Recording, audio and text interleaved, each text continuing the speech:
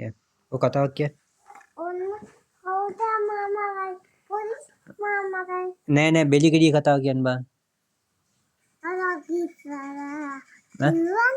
නෑ ඒක ඉස්සෙල්ලා කිව්වේ නෑ. දැන් මේ කියන්නේ දැන් ඔයාට ලොකු නම් අහන්න. කොහොම කියන්න. දැන් කියන්නකෝ බෙලි ගෙඩිය කතාව ආපහු කියන්නකෝ බං. ඔව් ආපහු කියන්න.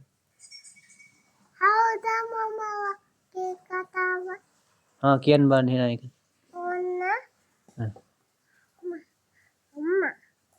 අම්මා හිටියට කවන්නේ.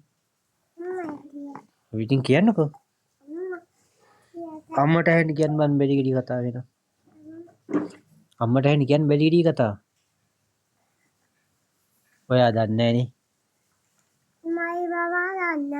දන්නවා? දන්නවනම් කියන්නකෝ එහෙනම්.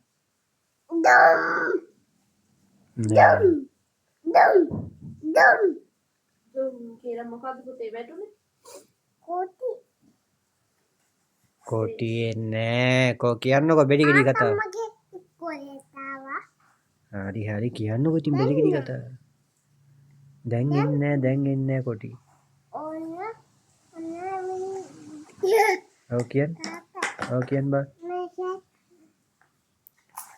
එහෙනම් කියන්නේ නෑනේ ඔයා. දැන් කියන්න බං එහෙනම් බෙලි ගෙඩිය කතාව. කියන්න.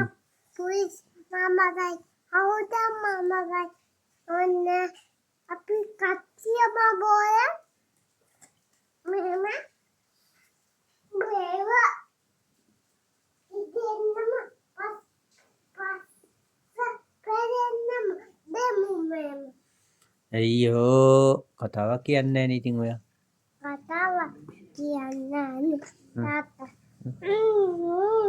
කියන්න පා රිදෙනවා.